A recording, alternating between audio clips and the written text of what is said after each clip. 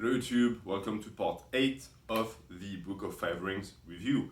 Once again, we're going to listen to the words of Musashi and try to understand them so that we can get some benefits in our lives and in our training. We're starting the Book of the Wind today. And Musashi opens the Book of the Wind by saying that in strategy, you must know the ways of other schools.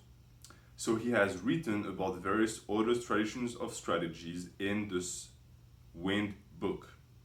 Without knowledge of the ways of other schools, it is difficult to understand the essence of your own school. Whether or not you have your own training style, in my opinion, it is also good to know the training styles of other people. For example, for me, even though I'm purely in it for the aesthetic component and I only care about the way my body looks, I also find that I can learn a lot from sports that might deviate from that. For example, I watch a ton of strongman, I still follow powerlifting closely, I follow arm wrestling, sumo wrestling. All of these sports have very little to do with bodybuilding, but there are always components that I can relate to my practice. And it's also the case of having something to compare what you do with, so that you're not just stuck in your own head. You're not stuck in an echo chamber where the only thing that exists is your own way. This is the surest way to becoming dogmatic, and you want to avoid that. He continues, looking at other schools, we find that some that specialize in techniques, some schools study the way of the short sword, some study the way of the long sword, some schools teach dexterity, some teach swords technique, teaching attitudes of the sword as the surface and the way as the interior. That none of these are the true way I show clearly in this book. All the vices and virtues and rights and wrongs show that my school is different. Other schools make accomplishments their means of livelihood, growing flowers and decoratively coloring articles in order to sell them. This is definitely not the way of strategy. This is a little bit complicated. It doesn't have to be. What really matters here is the comparison between the schools and what Musashi says the other schools are doing. What does he say? He says that the other schools are growing flowers and coloring articles to sell them. That should ring a bell. In YouTube Fitness, if you want to make money out of it, you're going to have to market, and the truth of the matter is most of the products that are being marketed are worthless because the only thing you can sell people is stuff that is worthless. Selling hard work and consistency doesn't make any money because those are not things that people want to follow. The only people that want to follow that won't buy it from you because they already have it. They don't need someone to make a program for them or explain to them how they should live their life. The only people who are susceptible to these marketing tacticals are, for the most part, beginners or people who don't want to work hard, and therefore if you sell them an easy way out, they will get it because they think that paying for coaching or for a program or for a diet is going to make the hard work less hard, in a sense, meaning that they think they can pay their way towards getting a good body, but that's not possible. That's what Musashi denounces here. Some of the world's strategists are concerned only with sword fencing and limit their training to flourishing the long sword and carriage of the body. But is dexterity alone sufficient to win? This is not the essence of the way. Many things could be said to be complementing the way the body moves. The most important one is of course the spirit, right? In some sense, if you have the ability to move the body, most likely you developed the spirit. But if you have a teacher that has the spirit but only teaches you how to move the body and doesn't insist on you strengthening your mind, then you might be at the end an unfinished product. You might have the technical skills, but the spiritual strength that should come with it, that you should have built through training, is nowhere to be found, and that's very detrimental. I have recorded the unsatisfactory point of other schools one by one in this book. You must study these matters deeply to appreciate the benefit of my Nito Ichi score. Interestingly enough, Musashi hasn't really done it. If you read the book, he never openly criticizes other schools. He never names the other schools, he never names the name of the masters, and he never explains their methods and what they're wrong. He just gives you his method, and he gives you a short example of a counter method that would be less beneficial. I really like this approach. I think that when you criticize someone, you should criticize ideas. Don't criticize names, don't criticize brands, just critique the idea. People who are smart will relate the idea to the person who's peddling them, but trying to get into those feuds ultimately just breeds drama, and it's not good for intellectual discussions. I expect there is a case for the school in question liking extra long swords as part of its doctrine, but if we compare this to real life, it is unreasonable. Surely, we need not necessarily be defeated if we are using a short sword and have no long sword. A super important part of Musashi's discourse here, where he tells you, hey, I'm not saying using a long sword is wrong. I am saying that only using a long sword is wrong, and the mindset of thinking that wielding only a long sword is best is wrong. This is a perfect anti-dogmatic stance that Musashi is taking. He's not telling you, hey, follow my way. He's telling you, hey, my way is the best because I'm open. Whatever allows you to win, do it. Don't let yourself be stuck in a certain way just because someone told you to. Most of the time, when a doctrine, when teachings, when a certain discipline is stuck in its way and it only wants to do it that one way, it has nothing to do with it being the best way.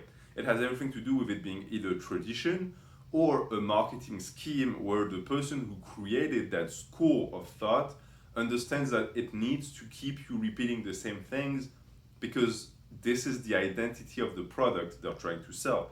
You can recognize that in lifting as well. Certain lifting gurus who tell you to only do certain lifts and other lifts are worthless, or they'll tell you that you need to do that rep range and that any other rep range is worthless. All of that is dogmatism and it is going to be unproductive. In this world, it is said 1 inch gives the end advantage. But these are the idle words of one who does not know strategy. It shows the inferior strategy of a weak spirit that men should be dependent on the length of their sword, fighting from a distance with the benefit of strategy. Again, I'm not a swordsman. I don't. Those metaphors, if you only look at them at face value, will be of little use. But if you think about it deeply, what he really means is thinking that you're going to be superior in battle just because you have more reach is stupid, because there are 1,000 other variables you're not taking into consideration. What if the person who you're fighting is faster than you and they enter within your reach and you can't slash them anymore? What if they have longer arms? They now have more reach than you with the same length of swords. All of these things should be considered. The metaphor here is the long sword is a dogmatic idea. And he says it so when he continues, and when I already discussed that, where he says that we need not lose if we are using a short sword. Meaning that what matters is not the way, it's not the movement you do, it's not the equipment you use, it's what you do with it. You can fight someone with a long sword, with a short sword. If you just throw it at them and land it in their heart, you win. Even though you didn't have the reach advantage. That's what he means by that. Do not be limited by the preconceived properties of an item or of things in life in general, because it only makes you less flexible. From olden times, it has been said, great and small go together. So do not unconditionally dislike extra long swords. What I dislike is the inclination towards the long swords. If we consider large-scale strategy, we can think of large forces in terms of long swords and small forces as short swords. Cannot few me give battle against many? there are many instances of few men overcoming many. He basically concludes and explains everything he said before. He doesn't like the short sword more than he likes the long sword, or vice versa. He's just saying they both have their place. And if you watch the previous installments, you also understand what he means by short, by big and small. It's the rat's head and the hawk's neck. It's the ability to shift your focus from the big picture to the small picture. An army of 10,000 men is made up of units of 10 men, which are commanded by units of 100 men, etc., etc.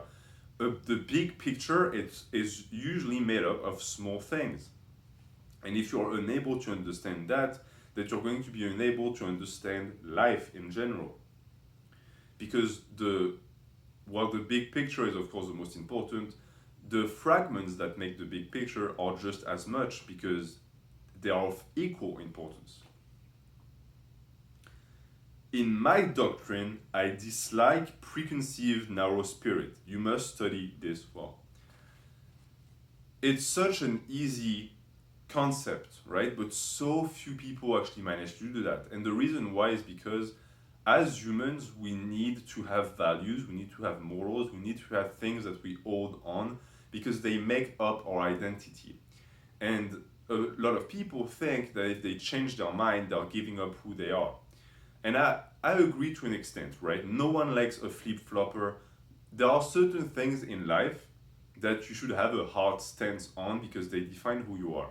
That being said, just because you believe strongly in one thing doesn't mean that your belief in it will not be nuanced with time. That is not coming back on your word, it's just adapting. And it's the same for everything you do.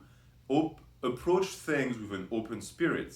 It's going to give you much more options and an ability to embrace things coming your way that is much better because you're now fully balanced, right? This is the difference between someone who's standing tall with their feet together and someone who might be having a wider base with their feet apart.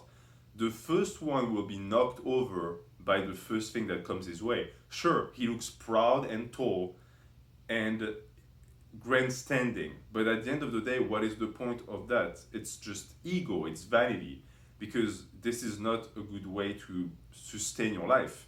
If you have balance, then you can actually modify your stance, you can see things coming, and you can always be one step ahead. And Musashi understands that perfectly.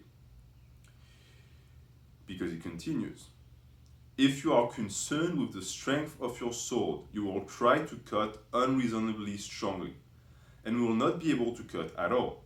It is also bad to try to cut strongly when testing the sword. Whenever you cross swords with an enemy, you must not think of cutting him either strongly or weakly.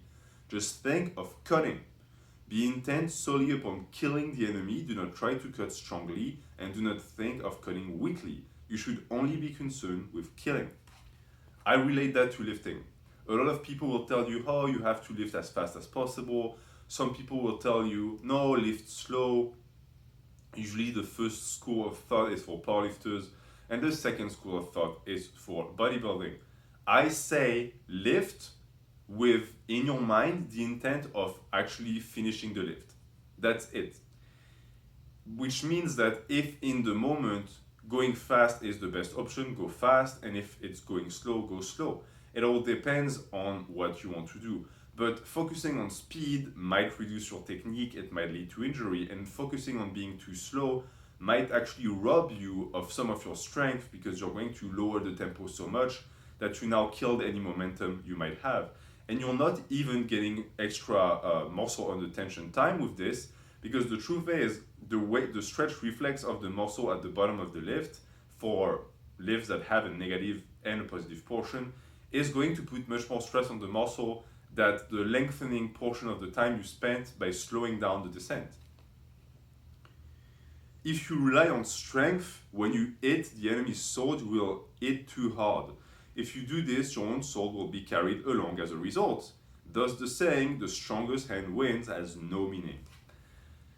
It's interesting how this also relates to lifting. If you squat, for example, and you focus on bringing the weight up as fast as possible, you might very well shoot up so fast that the bar is going to come out of position. And then what? You just compromise your position, and the rest of the set is going to be much worse for it. It's the same for what Musashi says. Do not try and go as fast as possible. Push with might, but control the energy that you're putting into the bar. Without the correct principle, the fight cannot be won. Here, the fight could be many things. The fight could even be life.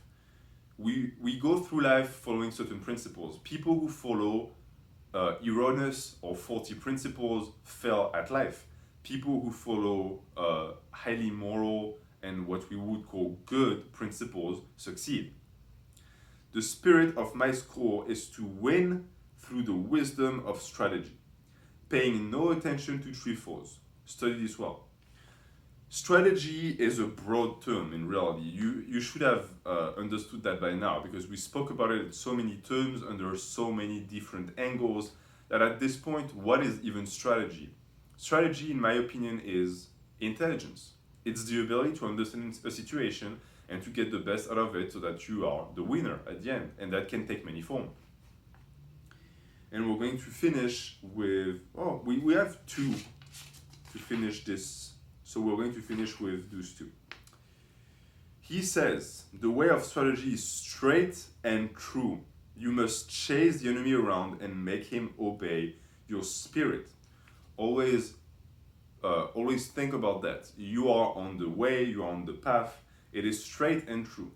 If it stops being so, then you are amiss. You left the path.